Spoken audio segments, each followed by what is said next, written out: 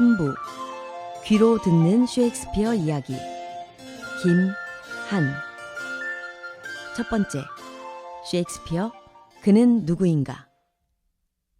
목차 1. 오늘날 왜 셰익스피어를 배우는가? 2.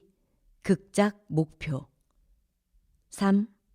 셰익스피어 시대 초기 현대 4. 당대의 우주관의 이해를 위해 기억해둘 만한 세 가지 개념들 5.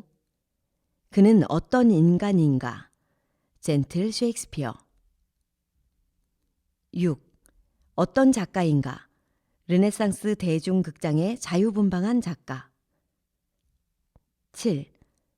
셰익스피어의 성취에 대한 평가를 요약하자면 첫째, 모든 시대에 유효한 동시대인 둘째, 우리 자신을 비추는 거울 셋째, 매직 마운틴, 마술산, 진리라는 말 넷째, 인간 상상력의 전폭과 깊이를 보여준 작가 다섯째, The Most Comprehensive Soul 인간과 세상에 대한 가장 심원한 통찰력과 폭넓은 이해력을 가진 인간 여섯째, 언어, 영어의 가능성을 극대화한 위대한 말의 천재 8. 셰익스피어의 무대와 극장 첫째, 극장은 시대의 축도 둘째, 빈 무대 셋째, 무대의 특징, 중립성, 유동성 넷째, 배우의 대사가 가장 큰 몫을 하는 보러 다니기보다 들으러 가는 극장 9. 셰익스피어의 극 읽기 전략 시작부와 끝 살펴보기 1. 오늘날 왜 셰익스피어를 배우는가? 오늘날 우리는 왜 셰익스피어에게 다가가는가? 그가 이룩한 것은 무엇인가? 우리는 그를 왜 배우고 그에게서 무엇을 배우는가? 영국 르네상스 시대가 배출한 셰익스피어는 세계 연극사에서 희랍극을 제외한 가장 빼어난 극작품을 남긴 작가로서 평가된다. 오늘도 여전히 그의 극이 올려지는 극장에는 긴 줄이 이어진다. 왜일까? 2021년인 오늘도 여전히 우리는 400여 년 전에 쓰여진 그의 극들 속에서 우리가 사는 세계를, 등장인물들 속에서 우리 자신의 얼굴을 발견한다. 그는 오늘의 세대와 관객들에게 영국 16세기가 아닌 우리의 동시대인으로서 다가오고 있다. 그래서 우리는 그의 극들을 읽고 그로부터 배운다. 한 시대가 아닌 모든 시대에 속한 작가임을 증명하는 작가로서 그의 영향력이 살아있는 한 인간들은 지금으로부터 400년 후에도 셰익스피어의 극을 사랑하고 즐기며 그를 통해 배우고자 할 것이다. 오늘날 인간들이 그를 통해 실제로 얻는 것은 무엇일까? 첫째로 얻는 것은 즐거움이고 경험이 풍요로워지고 사회가 어떤 것인지를 배우게 되고 인간들이 행위하는 방식들과 언어를 배우게 되며 나아가 비판적 분석 능력과 표현 기술들을 발전시키게 된다. 오늘날 셰익스피어를 배우는 것은 실제로 어떤 유익이 있는가? 그 대답은 바로 이것이다. 이 세계에 대하여 화답할 수 있도록 조율되고 깨어있고 공감할 수 있는 자신 세우기다. 그리고 셰익스피어의 마인드야말로 바로 그러한 자각의 모델이다. 이러한 셰익스피어의 마인드와 셰익스피어 클래스에 모인 우리들의 마인드를 맺어주는 통로로 기능함으로써 우리가 있는 그대로의 세계를 만날 준비가 조금 더 되어 밖으로 나아갈 수 있게 된다면 더 이상 바랄 게 없을 것이다. 햄릿이 발견했듯 인간이 할 수 있는 것은 우리가 선 세계에서 우리에게 닥쳐오는 모든 것을 받아들일 준비가 전부이므로. The readiness is all. 햄릿 5막 2장 195행. 먼저 그의 극이 태생한 자리에 대한 이해를 위한 기본 지식을 갖추도록 한다. 이는 셰익스피어의 극 세계라는 마술산의 본격적 탐색에 필요한 장비가 되어줄 것이다. 2. 극작 목표. 셰익스피어는 그의 극들을 통해 무엇을 말하고자 하는 것일까? 셰익스피어의 극작 목표가 있다면 그것은 무엇일까? 극 읽기와 공연의 체험은 다음의 사실을 발견하도록 인도해준다. 셰익스피어가 그의 극을 통해 하는 일은 인간이 행위하는 방식대로의 인간 경험의 현실에 대한 탐색이다.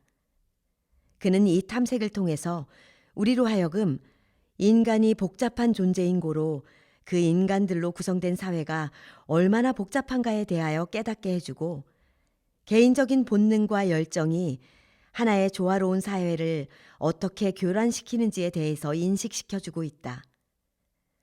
그는 인간 속에 내재한 무절제하며 거친 본능을 정죄하기 위해서가 아니라 오히려 인간 본성에 내재한 선하고 나쁜 자질들을 있는 그대로 탐색하기 위해서 쓴다.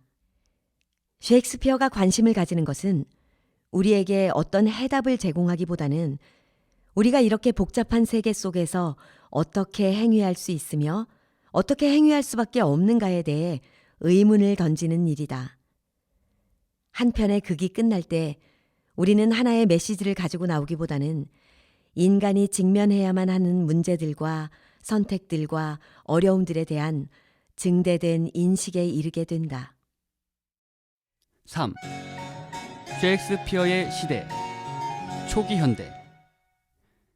이 시기는 중세 세계가 현대 세계로 자리를 물려주는 커다란 문화적인 전이를 맞고 있다. 경제적으로는 토지에 토대를 둔 봉건적인 경제체제가 쇠락하는 동시에 화폐 경제체제가 부상하면서 교역과 상업의 토대를 둔 새로운 종류의 역동적인 사회가 등장하게 된다. 이제 본질적으로 종교적인 세계관은 세속적인 세계관으로 자리를 옮겨가고 있다. 사람들은 그들이 이전보다 덜 친숙하고 어느 정도 더 혼란스러운 세계 속에 살고 있다고 느끼게 된다. 이것은 이 시대에 경험하게 된 변화의 핵심적 양상이라고 볼 수 있다. 중세시대는 사람들에게 우주 속에 존재하는 신적인 질서에 대한 안정된 심상을 제공했다. 물론 여러 가지 문제가 존재했지만 세계는 질서가 잡혀 있었고 파악할 만한 것으로 여겨졌다. 이러한 관점은 아주 서서히 보다 덜 안정되고 덜 확실한 세계관에 자리를 내어주게 된다. 셰익스피어는 그의 시대에서 일어나고 있는 것에 대한 본능적인 느낌을 통하여 무질서한 경험의 본질에 대한 예리한 지각을 제시해주고 있다. 셰익스피어의 극들 전반에는 어떤 전통적인 질서가 찢겨져 나가고 있음에 대한 의식이 깔려 있다. 사물들을 뒤집어 엎는 인간들은 자기중심적이고 야심이 차 있다. 셰익스피어의 극들은 이렇게 전통적인 종교적 질서와 상충하는 개인주의라는 새로운 정신에 대한 지각을 드러내주고 있다. 인간 모두가 하나님을 믿으며 하나님이 할당해준 세계 속에 그들의 위치를 그대로 받아들이며 살아오다가 이제는 인간 스스로가 주도권을 쥐고 있다는 인상이 갈수록 증대된다. 이러한 셰익스피어의 시대는 르네상스 시대로 분류되는 동시에 초기 현대로도 분류될 수 있다. 중세로부터 줄기차게 변하지 않고 전수되어 온 엘리자베스 시대 세계의 구도가 가지는 영향력에도 불구하고 셰익스피어의 시대에 특기할 만한 특징들은 복합성, 다양성, 비일관성, 유동성으로 요약될 수 있다. 여러 시대를 넘어서서 전위적인 성격을 띤 채 분기되고 구별되는 세계를 혼합하고 있는 셰익스피어의 시대는 무수한 재평가와 전복을 목격했다. 이 시대에 가장 애호되고 있는 은유는 거꾸로 뒤집어진 세상이었고 햄릿과 같은 핵심적인 르네상스 작품에서 반복되고 있는 어법은 의문형이 되고 있다. 4. 당대의 우주관의 이해를 위해 기억해둘 만한 3가지 개념. 첫째, 존재의 대연쇄. 우주의 모든 존재는 신이 부과해준 고유의 자리를 지니며 이 자리는 존재의 계급 체계를 이루는 질서 틀 속에 놓이고 있다. 우주의 삼라만상은 하느님을 정점으로 천사, 인간, 동물, 식물 등 존재의 대연쇄를 이루는 존재의 계급 질서를 이루고 있다고 보았다. 이러한 세계관은 엘리자베스 시대 세계 구도의 내용이기도 하다. 엘리자베스 시대의 일반적 통념들의 한 배경을 이루고 있는 이 질서의 틀로부터 셰익스피어는 복잡하고 아이러니컬한 변형물들을 야기시킨다. 둘째, 유추. 창세기는 인간이 신의 형상을 본따서 지어졌다고 전한다. 신과 인간을 연관시키는 유추적인 세계관은 중세로부터 내려왔던 관습적인 세계 이해의 방식이었다. 이러한 유추적인 사고의 관습이 대응, 계급체계, 소우주, 대우주의 관계성 등과 더불어 잔존하고 있었다. 인간은 소우주적 모델로서 소우주, 대우주 유추체계 안에서 한 요소에 대한 지식은 다른 요소에 대한 지식을 뜻했다. 종교개혁과 르네상스의 조류는 이것을 변형하고자 하는 경향이 있었다. 종교개혁가들은 인간의 타락한 본성과 어두워진 이성에 대해 다시 강조하면서 신과의 유사성을 상실한 이제 신에게서 인간의 모습을, 인간에게서 신의 모습을 볼 수 있는 신과 인간의 유추 관계는 깨졌다고 본다. 셋째, 사원소와 사유모어. 셰익스피어의 동시대인들은 일반적으로 공기, 물, 불, 흙을 우주 안의 모든 것을 구성하는 기본 원소로 보았다. 또한 피, 가래, 황담즙, 흙담즙은 인간, 소우주의 몸을 구성하는 네 가지 기본 체액으로 보았고 이것들을 사유모어라고 불렀다. 또한 인간의 몸은 이 사유모어들의 형태로 사원소 모두를 포함하고 있다고 믿었는데 대우주의 네 기본 원소인 공기, 물, 불, 흙은 소우주인 인간의 네 기본 체액인 사유모어, 피, 가래, 황담즙, 흙담즙과 서로 상응한다고 보았다. 즉, 피는 공기와 상응하고 가래는 물과 상응하며 황담즙은 불과 상응하며 흙담즙은 흙과 상응한다고 여겼다. 이 개념은 대우주, 소우주로 요약된다. 사유모어는 중세의학의 기초를 이루는 개념으로서 인체 내의 네 가지 유모어의 균형과 조화에 따라 인간의 건강 상태가 좌우된다고 여겨졌다. 즉, 일반적으로 의사들은 이 사유모어가 적절한 균형을 이루고 있을 때 사람의 몸이 건강하다고 보았고 사람의 몸이 아플 때는 환자의 유모어들이 적절한 균형 상태에 놓여 있지 않다고 믿었다.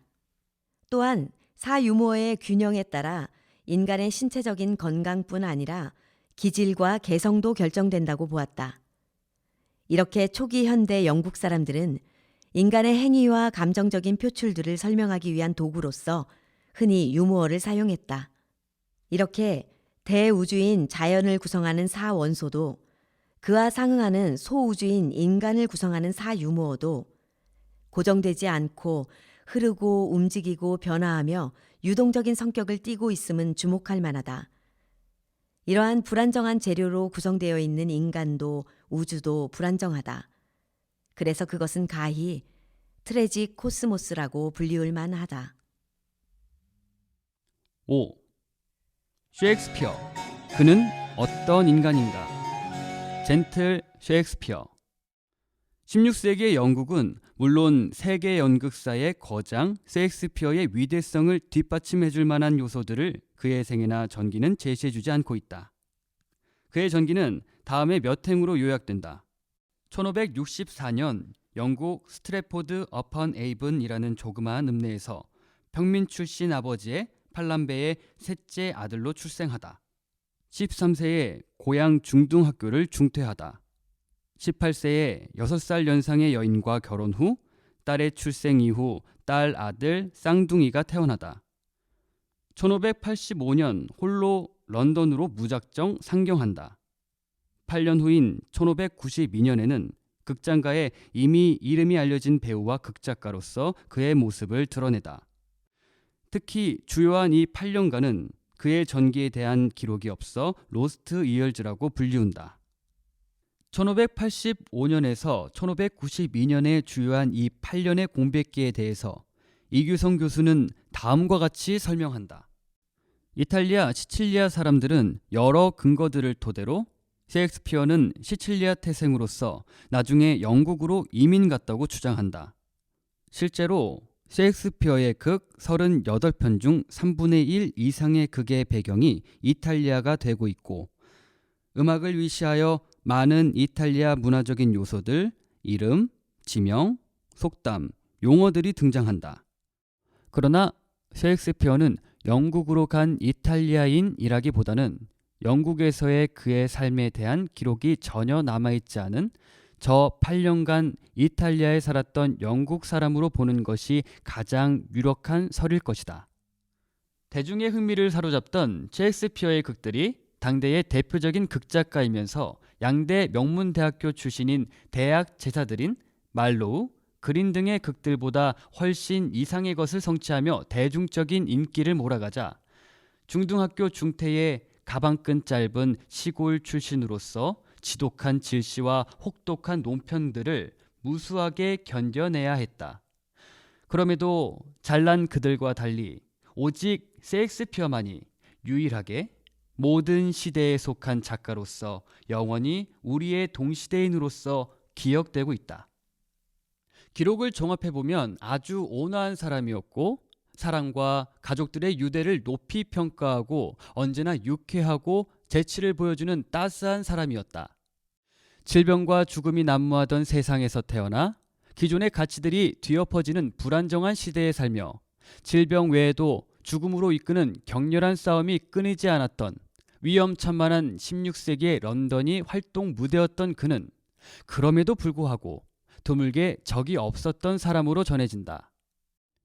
동료 배우들인 존 해밍과 헨리 콘델과의 우정은 특기할 만하다. 이들은 죽은 친구 셰익스피어를 위해 그의 작품을 모아 친구가 죽은 지 7년 만인 1623년 방대한 한 권의 책 제1, 2절판 전집으로 펴내주었다. 인간과 세상에 대한 통찰력과 그의 온화한 성품은 셰익스피어를 성공적인 경영인으로 만들기도 했다. 런던 극장들 중 글로브 극장만이 다른 극장들처럼 재정난으로 인해 부득이 베어 가든으로 전환하기 위해 무대 복판에 말뚝 박는 일이 한 번도 없이 오로지 공연만을 위한 극장으로서 건재할 수 있었던 유일한 극장이었음은 특이할 만하다. 6. 그는 어떤 작가인가? 르네상스 대중극장의 자유분방한 작가. 셰익스피어는 16세기 영국의 대중극장을 위해 극을 썼던 대중작가였다. 그는 결코 독창적인 작가가 아니었고, 관객이 즐길 수 있는 소재라면 어디에서든 가져다 원용하기를 서슴지 않았던 작가였다. 그런데 그는 소재를 빌어온 원작을 쓴 작가보다도 더 뛰어난 재주를 보여주며 자신이 원용한 평범한 원작들을 월등 훌륭하고 위대한 작품으로 바꿔놓는 작가였다. 르네상스 대중극장을 위해 극을 쓰며 많은 사람을 즐겁게 만들기 위해 당대에 요구되던 공연 규칙에 대해 다분히 탄력적인 작가였다.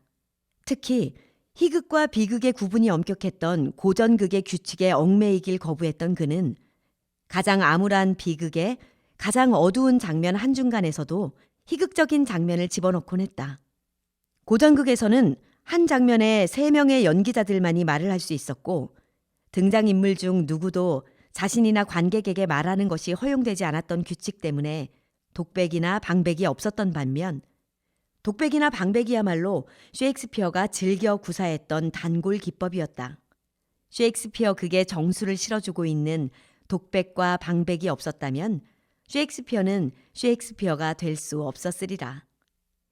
작가로서의 셰익스피어의 자유분방함은 주목할 만하다. 줄리어스 시저에서 제목이기도 한 주인공을 연극이 채 반도 진행되기 전에 죽이기도 한다. 햄릿에서도 햄릿은 무려 1495행의 대사를 말하는가 하면 거슬릴 정도로 오랫동안 한 번은 거의 30분 동안 침묵하다가 사라지기도 한다. 그는 또한 관객들에게 그들이 실제 세계가 아니라 극장 안에 있음을 노골적으로 상기시키는 대사를 자주 집어넣곤 하는 자유로움을 보여준다.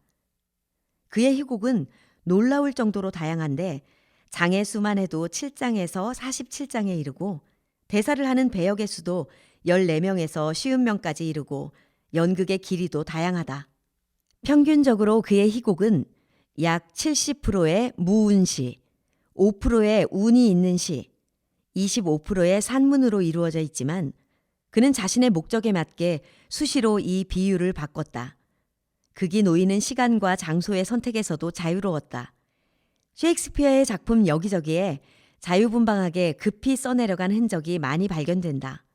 가령 햄릿은 줄거리를 보면 그렇게 오랜 시간이 흐른 것 같지 않은데 연극이 시작될 무렵에는 대학생이었던 햄릿이 연극이 끝날 무렵에는 나이가 30이다. 베로나의 두 신사에 나오는 공작은 베로나에 있으면서도 자신은 밀라노에 있다고 말한다. 자에는 자로의 무대는 오스트리아의 빈인데 등장인물들은 거의 다 이탈리아 이름을 가지고 있다.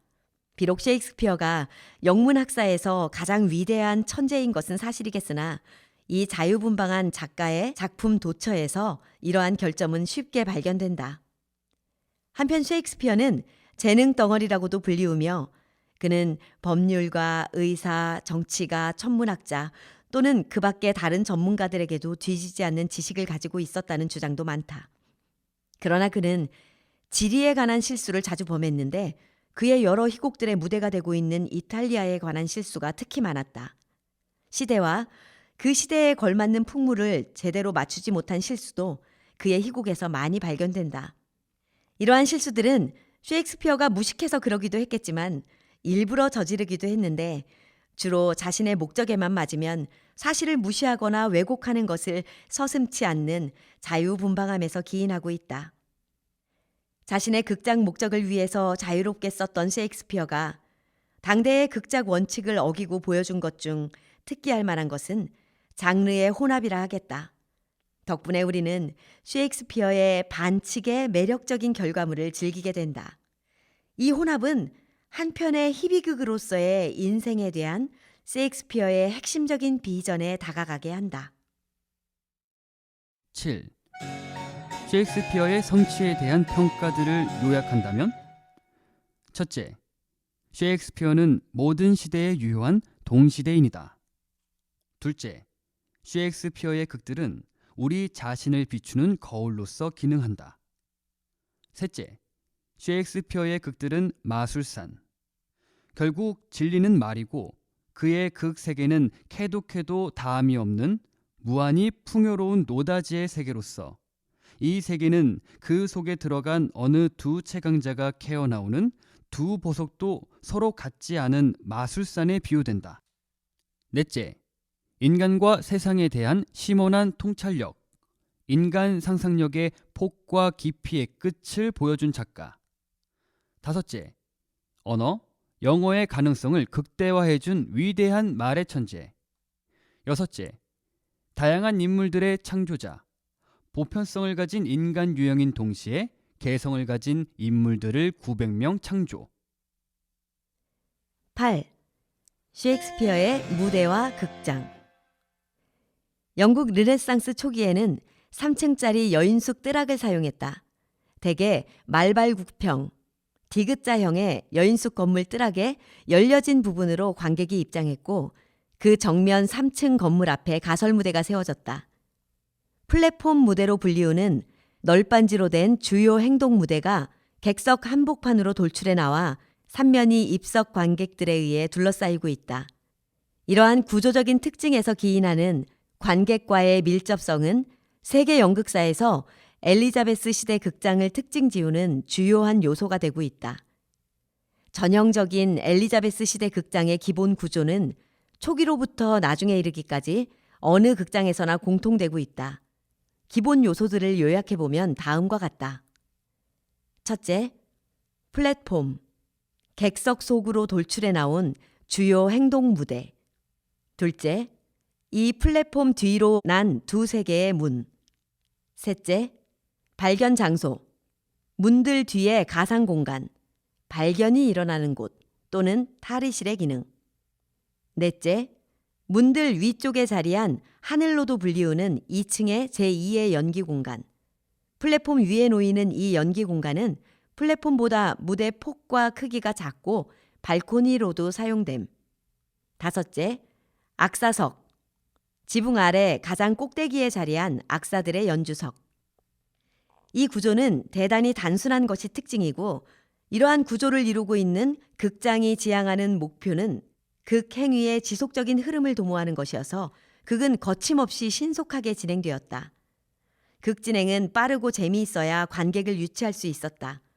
극이 지루하다면 관객들은 극장 가까이 자리한 베어가든으로 이내 자리를 옮겨가 말뚝에 묶인 곰이 굶은 개떼들에게 뜯기우는 말초적인 놀이인 곰 놀리기를 즐겼을 것이다. 엘리자베스 시대 극장의 단순한 기본 구조는 또한 관객의 동향에 따라 언제든 곰 놀리기 시합이 벌어지는 베어링으로의 전환이 용이했다. 이 극장의 무대는 빈 무대로서 기본적으로 장소의 비특정성을 보여주는 벌거벗은 무대이고 중립적인 무대인 것이 특징적이다. 따라서 배우의 대사에 따라 무대는 어떤 장소도 될 수 있는 유동성을 지닌다. 이렇게 배우의 대사가 결정적인 몫을 하는 극장을 향하는 당대의 관객은 연극을 보러 가기보다는 들으러 갔다. 9. 셰익스피어 극 읽기 전략. 시작부와 끝 살펴보기. 실로 인간은 복잡한 존재이다. 이 복잡한 인간들로 구성된 사회 또한 복잡하다.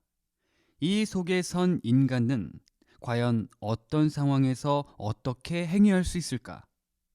셰익스피어 극은 이러한 물음들 앞으로 우리를 끌어다 놓는다. 특히 셰익스피어 극의 시작부와 끝은 극 전체를 통해 제기되는 물음들을 압축해주고 있어서 주목해 볼 만하다. 4대 비극을 중심으로 시작부와 끝을 면밀히 살펴보기로 한다. 1. 리어왕 1막 1장 리어왕의 왕궁, 집무실, 켄트, 글로스터, 에드먼드 등장. 국왕께서는 코널 공작보다는 올버니 공작을 더 총애하시는 것 같더군요. 우리에겐 늘 그렇게 보이셨습니다만, 그러나 막상 영토를 분할하려는 지금에 와보니 어느 쪽을 더 평가하시는지는 분간이 어렵군요. 저들의 몫이 너무나 똑같이 분배되고 보니 아무리 세밀하게 따져봐도 우열을 가리기가 힘든 것 같습니다. 이분은 경의 아드님이신가요? 그 아이의 양육은 제 몫이었습니다만 제 자식이라고 인정할 때마다 얼굴이 벌개지곤 하던 일이 자주 겪다 보니 이젠 철판 깔게 됐습니다. 도무지 무슨 뜻인지 통하지가 않는데요. 저 아이의 어미는 뜻이 썩 잘 통했다오. 그러다 보니 배가 불러올랐고 침대에 정신낭편을 맞아들이기 전에 요람의 아들 녀석 하나를 떡하니 눕혀놓게 되었었죠. 자, 이제 감이 오시죠? 어떤 사고를 쳤는지. 사고 친 결과가 이렇게 준수하다면 저라면 결코 그 사고를 물리고 싶지 않겠습니다. 그런데 저에겐 이 녀석보다 한 살 위인 적출 아들놈이 하나 있답니다. 딱히 그 아이가 이놈보다 더 귀여운 건 아닙니다만 비록 이 녀석은 불청객으로 건방지게 이 세상에 튀어나온 놈이긴 하나 애 어미는 예뻤다오. 게다가 이 녀석을 만들 때 재밌게나 봤으니 후레자식이지만 인정해줘야겠지요. 이 극에서 더, more은 총 80번, 그렇게 so는 총 130번이 나온다. 삼행에서 그러나, but, 사행에서 분간이 어렵군요, appears not 등의 표현이 보여주듯 이 세계는 판단하기가 명백하지 않은 if but, yet world로 불확실한 대안들이 줄기차게 압박해오는 세계이다. 사행에 나오는 분할, division 이라는 단어는 이 극의 핵심 키워드의 하나이다. 이 세계는 확고하고 뚜렷한 윤곽을 잡기 어려운 실로 알쏭달쏭한 세계이다. 글로스터의 서자에 대한 소개 또한 알쏭달쏭하다. 우린 다음과 같은 질문 앞에 세워진다.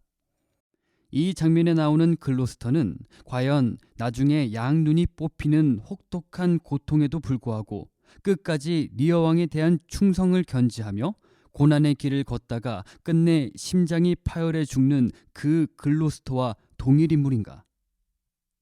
리어 왕은 아래와 같이 끝나고 있다. 폐하께서 실신하십니다. 폐하! 폐하! 가슴이여 터져라! 부디 빠개져라! 우리가 지금 할 일은 국상으로 모시는 일입니다. 당신 두 분께서는 이 영토를 통치해 주시고 상처 투성이의 이 나라를 지켜주십시오. 카카, 저는 이내 떠나야 할 여정이 있습니다. 저의 주인님께서 저를 부르시니 아니라고 거절할 수가 없습니다. 우리는 이 슬픈 시간의 무게에 순종해야겠습니다. 이제는 해야 할 말이 아니라 느끼는 대로 말하시오. 이 극에는 마지막 순간까지 비극의 통렬한 고통이 남아있다. 우리는 묻는다. 새 시대가 온다면 과연 새 시대는 얼마나 정직할 것인가? 해야 할 말이 아니라 느끼는 대로 말하라는 에드거의 역설은 얼마나 유효한가? 애도 기간이 끝나고 다시 정치적인 삶이 시작될 때 사람들은 해야 할 말을 하는 거짓 게임으로 다시 돌아가지 않겠는가? 2. 맥베스. 맥베스는 새 마녀의 대사로 시작된다. 마녀들은 그 존재 자체가 애매한, 여자라고 하기엔 수염이 달렸고 지상 위에 실체를 입고 엄연히 존재하나 거품처럼 사라져버리는 기이한 자매들로 지칭된다. 1장. 트인 황야, 천둥과 번개, 새 마녀 등장. 우리 셋이 언제 다시 만날까? 천둥? 번개? 아니면 빗속에서? 소용돌이가 가라앉을 때, 전쟁이 지고도 이겼을 때. 그것은 해 지기 전 무렵에. 장소는? 황야에서. 거기서 맥베스를 만난다. 아름다운 것은 더러운 것, 더러운 것은 아름다운 것. 안개와 더러운 공기 사이로 흐르는구나.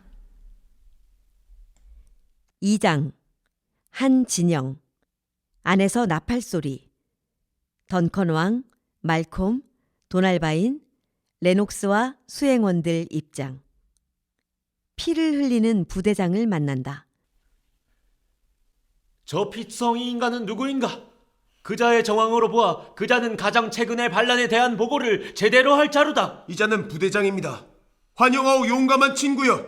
왕께 자네가 떠나올 때의 전황에 대해서 아는 대로 보고하라. 승패가 의심스러웠습니다. 마치 헤엄치는 두 사람이 기진맥진하여 상대방으로부터 헤엄칠 자유를 빼앗듯이 서로 달라붙어 있었으니까요. 잔인한 맥도널드는 운명의 여신마저 역적의 정부가 된 듯 싶었습니다. 허나 용감한 맥베스 장군이 운명을 무시하고 검을 휘둘려 피 연기를 뿜으면서 배꼽에서 턱으로 적장을 한 칼로 잘라 그 머리를 성벽 위에다 걸어놓았답니다. 오, 용감한 친척! 실로 훌륭한 신사로다! 하오나 해가 뜨는 동력에서 배를 난파케 하는 폭풍과 무서운 대성이 일어나듯이 기쁨이 솟는 듯 보이던 바로 그 원천에서 불안은 끓어올라오고 말았습니다. 노르웨이 왕이 신의 무기와 새 병력을 투입하여 급습해왔습니다. 겁을 내지는 않았던가? 맥베스와 벤코 두 장군은? 두 분은 이중으로 탄약을 잰 대포인 양 적에게 2배의 공격을 가했습니다. 실로 피를 뿜는 상처에서 목욕을 할 참이었는지 제2의 골고다의 언덕을 기념으로 남겨놓을 참이었는지 알 수 없을 지경이었습니다. 더 이상 말씀을 드릴 수가 없군요. 어지러워 기절할 것 같습니다. 제 상처가 도움을 청하고 있습니다. 자네의 말은 자네의 상처에 어울리는 말이로다. 둘 다 명예를 기리고 있도다. 자, 가거라. 저자에게 의사를 데려다 주거라. 이 두 장면은 이 극의 두 개의 시작부라고 할 수 있다. 마녀가 등장하는 1막 1장의 내용은 실제로 아무것도 없다. 불필요하다고도 볼 수 있다. 그렇다면 왜 굳이 이 장면을 삽입했을까? 이 장면의 첫 소리는 천둥이고 첫 광경은 번개다. 첫 인물은 우리를 화들짝 놀라게 하는 초자연적인 존재들이다. 셰익스피어는 극의 시작에서 관객을 충격으로 흔들어 놓으며 곧장 이 극의 세계로 격렬하게 뛰어들도록 이끈다. 잇따라 오는 2장은 보다 친숙한 상황을 제시한다. 그러나 실제로 이 장면은 정상적인 것과는 거리가 멀다. 왕은 죽을 정도로 피를 철철 흘리고 있는 부대장에게 의사를 불러주기 전에 보고할 것을 요구한다. 부대장은 치명상에도 불구하고 장황하게 전황을 상세히 묘사한다. 피의 전쟁, 인간 생명에 대한 무심함이 지배적인 이 장면에서 강조되는 것은 무질서와 야수성이다. 이 장면의 언어는 밀도가 짙고 은유와 직유로 가득 차 있다. 작가가 자유롭게 구사한 심상과 단어는 인간과 자연에 내재한 거친 야성을 생생하게 울려주고 있다. 솔기를 가르는 것은 칼로 배를 잘라 창자를 꺼내는 디셈바울링을 지칭하는 용어로, 목욕은 상처로 범벅이 된 용사들의 피의 목욕, 리킹 우운즈를 지칭하는 용어로 짝지어진다. 이 장면에서 부대장이 전하는 전쟁의 포악성과 첨예하게 대조되는 왕의 고상한 감탄은 관객인 우리에게 얼마나 유효하게 다가올까? 첫째, 맥베스가 거침없이 반란자 맥도널드의 목을 베어 성벽 위에 매달았다는 보고를 듣고 즉시 터져나온 용감한 친척, 실로 훌륭한 신사로다 라는 찬사는 살인 전문가의 무자비한 잔혹성에 대한 왕의 끔찍한 무감각과 무지로 다가오지 않는가? 둘째, 치명상을 입은 부대장이 기절할 지경까지 숨을 껄떡거리며 보고를 다 마친 뒤에야 자네의 말은 자네의 상처에 어울리는 말이로다. 둘 다 명예를 기리고 있도다.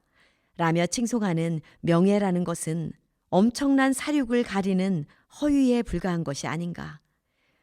이 작품에서 인간의 첫 대사인 저 피투성이 인간은? 이라는 질문은 부대장에게만 적용되는 질문일까? 이것은 죽음을 두려워하는 기색 없이 시체의 산을 쌓아가는 맥베스와 벤코우에게도 적중하는 질문이 아닐까? 그리고 결국 던컨 왕 자신에게로 돌려지는 물음 아닌가? 이제 맥베스의 결말부를 살펴보기로 하자. 9장, 성안, 나팔소리, 북과 깃발과 함께 말콤, 노시워드 장군, 로스 영주들, 군인들 등장. 우리가 그리워하는 친구들이 안전하게 도착했으면 합니다. 이와 같이 위대한 날이 비용을 들이지 않고 구매된 것 같구려. 당신 아들은 군인의 빚을 갚았습니다. 맥더프, 맥베스의 머리를 들고 등장. 국왕만세! 보시오! 여기 찬탈자의 저주받은 머리가 있어! 이제 자유의 세상이요! 스코틀랜드 왕 만세! 짐은 당신들 각기에 대한 사랑을 표현하고 공평하게 하기 위해 큰 시간을 들이지 않을 것이오. 그 밖에 짐을 부르는 필요한 일은 신의 은총에 의해서 측정한 결과에 따라서 시간과 장소를 고려하여 짐이 수행할 것이오. 이제 모두에게, 각자에게 감사를 드리는 바이오. 여러분 모두 스콘에서의 짐의 대관식에 초대하오. 이전 장면에 거친 야생성으로부터 구제된 안도감을 보여주는 마지막 장면에서 맥더프는 맥베스의 머리를 들고 등장한다. 이 충격적인 물체는 이 비극의 잔인성을 압축해주며 질서 잡힌 마지막 장면에 물리적으로 침입해 끝까지 무대 위에 남아있다. 말콤이 측정한 결과에 따라 시간과 장소를 고려하여 수행할 것이라고 선포할 때 그가 구축하는 질서는 면밀 주도하게 짜여진 질서라는 인상을 준다.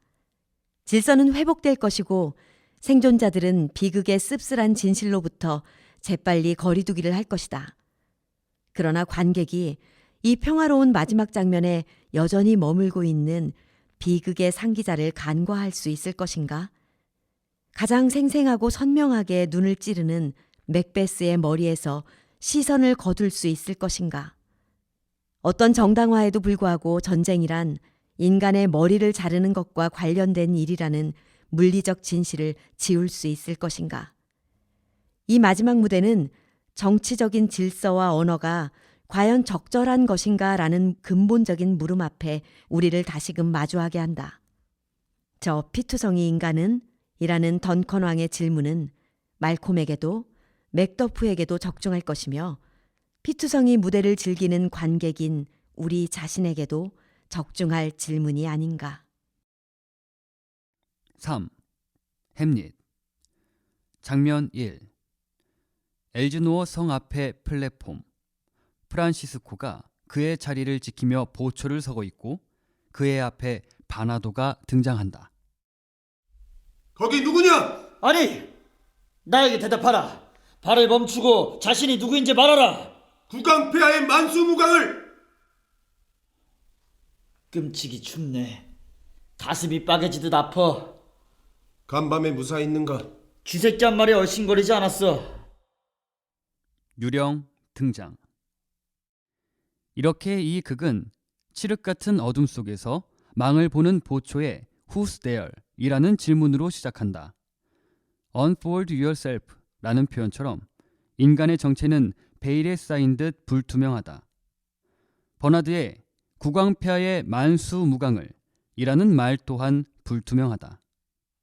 이 관습적인 인사말은 누구를 향하는가?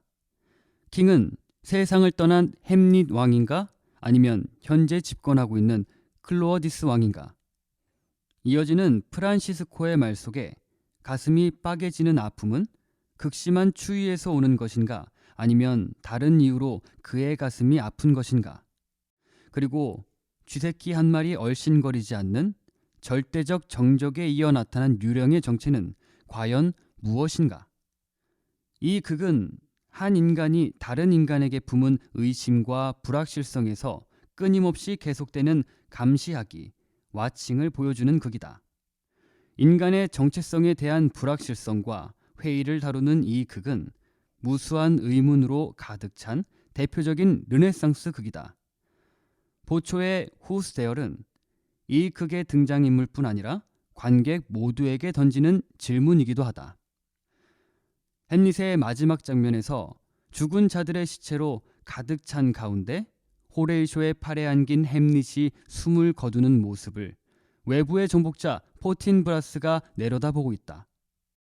포틴브라스는 슬픔과 함께 자신의 운명을 껴안겠다고 말하며 장례식을 장대하게 국상으로 치를 것을 명한다. 그가 이렇게 군사적인 질서를 부각할 때 우리는 신랄한 아이러니를 감지한다. 정치는 계속될 것이고 포틴브라스는 시체가 처리되기 무섭게 자신의 요구를 재빨리 관철시키기에 충분한 정치가가 아니던가. 또 살아남은 자로서 호레이쇼는 햄릿의 이야기를 진실 그대로 기록하겠다고 선포하지만 과연 햄릿의 이야기를 진실 그대로 기록에 담는 게 가능할까? 결국 그 기록 또한 호레이쇼 버전에 불과한 것이 아닐까? 4. 오델로.